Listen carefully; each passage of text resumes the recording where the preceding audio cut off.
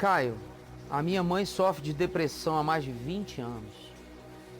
E de tempos em tempos, ela para com a medicação dizendo ter escutado uma pregação aleatória na igreja. É comum em todos os indivíduos crentes, e não crentes também, mas nos crentes é muito maior. Porque o crente vive com o dogma, até hoje, de que o cérebro dele é diferente do fígado dele, do coração dele. Como é que é isso? Então, é diferente da perna dele. Tá. Então, ela pode tratar de uma erisipela na pele. Ela pode tratar de uma hepatite Uma no hipertensão. fígado. Ela pode botar estentes no coração. Estentes. Mas como ela é crente e tem o mito pentecostal, de que o diabo não vai tocar a mente do crente, então qualquer distúrbio que aconteça na mente do crente, e a mente do crente é a mente mais conturbada do Ocidente, está provado estatisticamente, porque o cara vive com o diabo o dia inteiro, tem que ficar pirado. Que tem um inimigo. O tempo todo vai me atacar, ninguém aguenta. Então, como é a mente mais transtornada do Ocidente, em geral é a mente do crente, e esse crente, ensinaram a ele que o diabo na mente dele não toca, então essa coisa de ter uma fragilidade mental ele não aceita, sob hipótese alguma. Por isso a coisa mais difícil que tem é manter um crente sob medicação para qualquer forma de transtorno psíquico. Porque ele não consegue. Cada pregação que ele ouve, que tem um cara lá dizendo: e agora, servo meu, vai nessa tua força que o Senhor é contigo. E ele no coração, na subjetividade, está dizendo: Senhor, me tira esses remédios, me tira esses remédios. Eu quero ouvir uma palavra de confirmação. Aí lá vem um pregador: vai, filho meu, é contigo que falo. Vai na tua força. Ele disse: o Senhor falou comigo. Chega em casa e joga toda a tarja preta necessária, não desnecessária, necessária e própria, joga fora. Cada Ele catarse uma suspensão. Então é um trabalho, cara. Você que fez psicanálise, está concluindo, e fez um belo trabalho de instrução como coach, ouviu já, além daqui do Papo de Graça, que Claro. Desculpa, é uma coisa à parte, o volume de situações e de transtornos que já passaram aqui pelo Papo de Graça nesses 9, 10 anos que você está comigo, já era uma residência, pelo amor de Deus, maluquice sem tamanho. Não é? Com certeza. E de tópicos e tudo mais, Tudo. e de aspectos, facetas, Tudo. ângulos de distúrbio, de todo tipo. De toda É maneira. uma experiência, é um laboratório relacional extraordinário. Graças a Deus. Agora, você já viu como dá trabalho manter um crente sob medicação. Isso está até melhorando um pouquinho. Porque até há 10 anos atrás, toda vez que eu dizia que era para dar uma medicação, você lembra como eu era bombardeado, chamado de descrente, de tudo mais. Agora, o problema é o seguinte: eu não perdi nenhuma até hoje. Quando eu me converti há 46 anos atrás, eu comecei a ouvir nas Assembleias de Deus, meus irmãos da Assembleia, muitos, eu tinha mais irmãos na Assembleia do que em qualquer outro lugar em Manaus.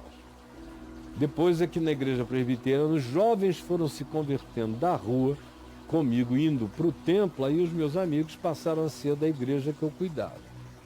Mas no início, o meu convívio quase todo foi com pentecostais da Assembleia ou da Igreja Batista da Renovação Espiritual.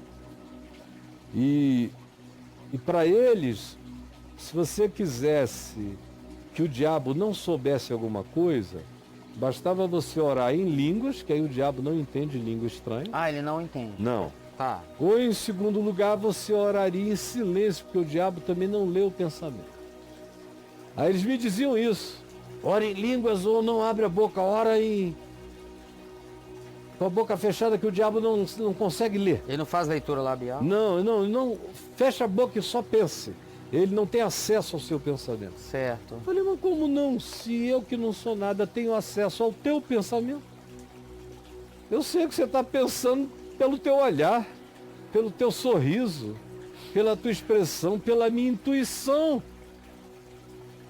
Que não é uma super intuição, mas também não é uma subintuição, é uma boa intuição. Tá. Eu te leio. Como o diabo não? Aí eu comecei a dizer que eu ia viver para nos próximos 40, 50 anos conhecer a máquina de leitura de pensamentos. E os caras achavam que eu estava doido. Você mandou essa lá. Mas estou mandando o Braulio há 46 anos. Está gravado para todo lado. Já teve muita gente que ficou com ódio de mim porque eu falei isso. Mas eu só digo, o tempo está em meu favor. Eu nunca perdi nenhuma com esses caras. Tudo que eu falei que ia acontecer, aconteceu. E tudo que eu falei que não ia acontecer, não aconteceu. Como as datas da volta de Jesus, que desde que eu estou vivo já marcaram 7 vezes. Não apareceu em nenhuma, nem vai aparecer. Agora, essas coisas todas de ciência, de desenvolvimento, de evolução, ou de história, de geopolítica, de não sei o que, eu até aqui não estou errando. E essas de ciência, nenhuma delas até então. Até mês passado, quando anunciaram já um implante de chip que vai se comunicar pelo pensamento com o teu device. Pela mano. Isso é só o começo. Espera 5 anos, 7 anos que você vai ver.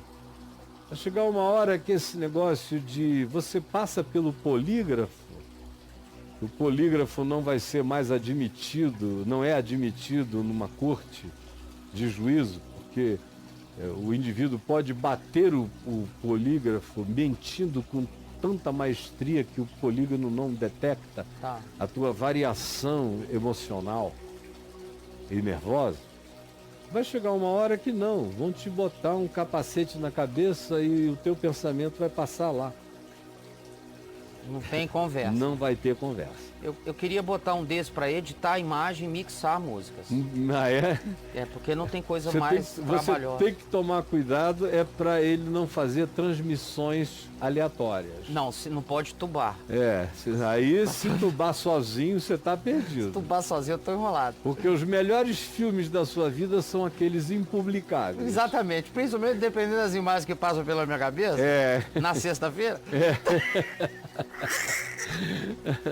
São os impublicáveis. Não, eu quero só a imagem que tá no HD. Isso. Na minha cabeça não. Tá bom. Vamos lá, Caião? Vamos. Aí, seguindo aqui a história da mãe do cara. Aí, de tempos em tempos, ela para com a medicação, dizendo ter escutado uma pregação aleatória na igreja. E que ela crê que foi liberta daquela enfermidade, você falou. Ela tudo aí e mais agora. milhões de pessoas. Isso é parte do surto. Isso. Isso aí é parte do surto. Aí ele vai e fala assim, você já narrou também, não demora muito tempo, após ela parar com os medicamentos, ela dá a crise de novo. Os psiquiatras dizem que os medicamentos são para o resto da vida e ela não aceita. É claro, eu já expliquei isso tudo antes, né? Por que não aceita e tudo mais. Aí ele como filho, né, tem essa preocupação, ele fala assim, ô Caio, o que eu faço para ajudá-la a aceitar a doença e ao mesmo tempo para que ela não se frustre sobre a fé dela e perca a fé? Não, ela não tem fé, ela tem uma crença pentecostal. Ela não tem a fé no Evangelho. A fé no Evangelho, o que o livro de Isaías nos diz? Que por esse caminho até o louco andará e não errará. Ela não é exatamente uma louca, ela só é uma pessoa que tem transtornos psíquicos. Mas o livro de Isaías diz que nesse caminho santo, esse caminho de Deus, o qual será chamado de caminho santo, nele, se diz aqui, nem o louco errará a viagem, porque o Senhor guia a todos nós.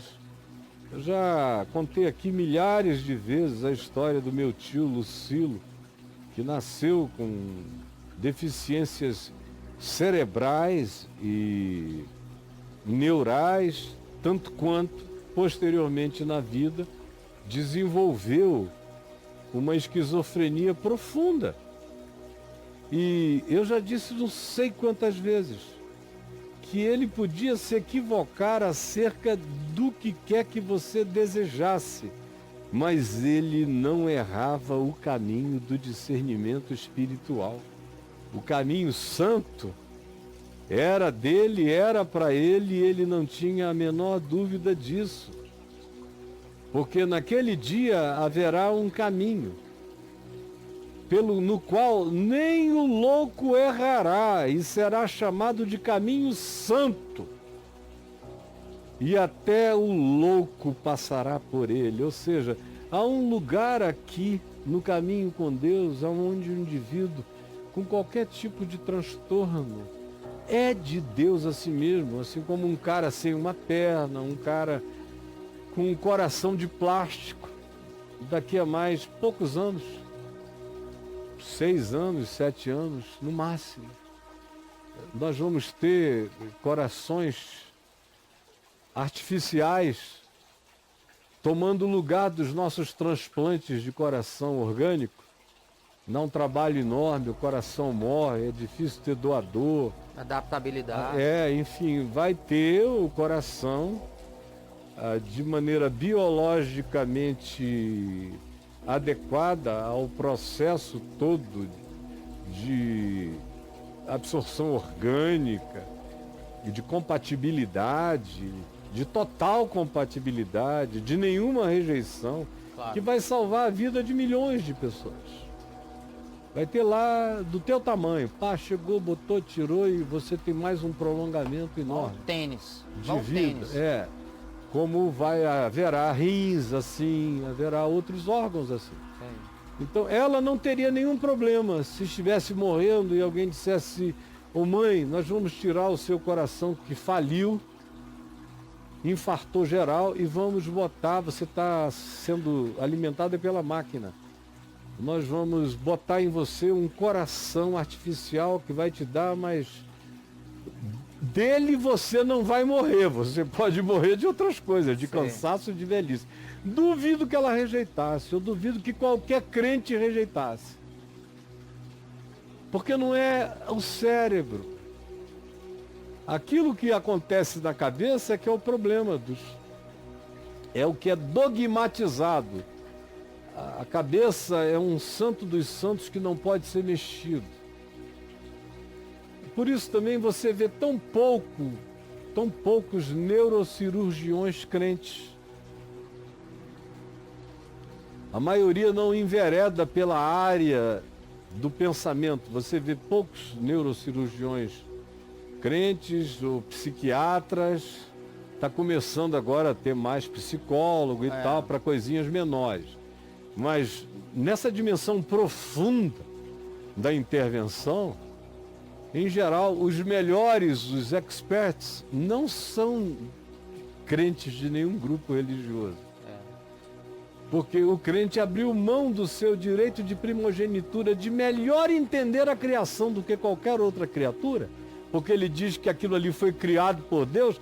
Ele devia ter o maior interesse do mundo em entender os caminhos de Deus no cérebro humano, na neurociência humana, mas não. Eles preferem se especializar em expulsar demônios do que em tratar cérebros e ajudar pessoas a encontrarem um caminho calmo para viver. Então a sua mãezinha, meu filho, você vai ter trabalho com ela o resto da vida. Porque a pessoa aceita, às vezes, 6 meses, 1 ano. Aí chega alguém lá, uma comadre empoderada. Fica assim. Jesus mandou eu vir aqui, e pronto. Aí a pessoa para de novo todos os remédios, com medo de estar desobedecendo a Deus. E entra em estado de culpa, enlouquece outra vez, ou se transtorna outra vez, dá um trabalho horrível para a família. Até aquilo voltar a pegar e entrar no caminho, a medicação se adaptar outra vez, ou ela a medicação, enfim, todo esse processo. De modo, meu filho, que talvez, se você achar que ela tem maturidade emocional para ouvir esse recorte, bote o recorte da gente e para ela considerar. E no meu portal tem muita coisa sobre não aceita a doença mental, Vamos ver. ou transtorno mental, não aceita a condição, ou o transtorno, ou a doença mental. Vamos ver o que Condição. Vamos ver aqui. Condição, Condição, depois eu troco. 13. 13. Deixa eu ver. Filho da fornicação, complexo de homem-elefante, os ídolos sofisticados, um salmo para o esquizofrênico. Um salmo para o esquizofrênico pode ser interessante. Pode ser? Né? Cartas entre Einstein e Freud. O que os Aham. gênios não sabiam. Aham. Mas isso aqui deve ser fantástico. É o que os gênios não Eu sabiam. vou ler isso aqui. Deve ser muito interessante também, não é? Também, interessante. Neurose de santidade. Sou Sou psicóloga e psicóloga. quero saber mais sobre pecado. Aham. Mas se Pastor, você meu medo, descrever né, só pouquinho. transtorno mental, Vamos lá. Transtorno ou toque, transtorno obsessivo compulsivo, mental. embora eu não saiba qual é a condição dela, então transtorno mental. Tá, o que cura o transtorno mental é a simplificação mental, sem rótulos e karmas. Esse vídeo é fantástico, eu lembro do dia que foi feito isso. É agora de janeiro, ó, Aham. desse ano. Isso aqui é maravilhoso, cara. É, né? Eu saí daqui impactado com essa fala sua aqui. Aham. Apaixonados pelo sofrimento, escatologia masoquista.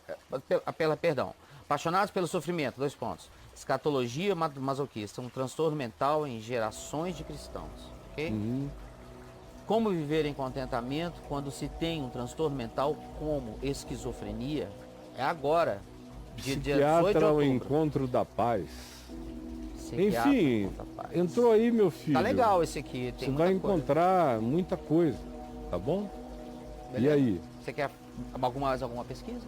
Não, se ele ler toque, eu ele ver, vai achar Só a sigla. muita coisa, só a sigla. Isso. Precisa ir Toque. além disso não. Vamos ver o que toque vem. Do 915. Pois é, transtorno obsessivo. É porque aí, compulsivo. assim, você já me tocou algum dia em sua vida? Aí tem que escrever Então tem que escrever transtorno transtorno. obsessivo compulsivo. Para chegar aí. Tocou-me, Jesus tocou-me. Mas não é toque. É Aí não toque, é. mas não é toque. Quem me Aí deu tocou? 2. O transtorno obsessivo compulsivo desenvolvido naqueles que não leem todo o evangelho. Transtornos de ansiedade provocados pela relação 3G, 4G, 100.G com o celular. É. Isso aqui deve ser divertido. É, mas tem mais sobre isso, porque semana passada a gente botou uma coisa A aqui gente sobre falou o sobre toque. isso. E tinha um monte de outras. Aqui Sim. tem algumas que estão sob a sigla toque mesmo. Aí você só vai achar em toque, vai ter que passar um filtro e encontrar as coisas, tá bom? Vamos Tá. lá, brother, que a Mas gente só tem alguns Faz um minutos. deverzinho de casa, não custa É. nada, né? Dá uma Claro. malhada. ó. Não custa nada, né? Pra ajudar a mãezinha É. dele. Teve uma época no Papo de Graça que eu me via procurando coisas para as pessoas. É. A pessoa, Braulio, o Caio falou, pergunta pro Caio tal. Eu ia no Caio aqui e dava No o link. robô, né? Eu vou no robô às vezes, quando É. a pergunta é muito nada a ver, que você já falou milhões, aí eu vou no robô aqui e escrevo, já falou milhões. Aí dá o resultado, eu pego o link aqui, entrego pra pessoa, ela, obrigado. Uhum. Então assim, vamos fazer um dever de casa, é bonitinho É. demais.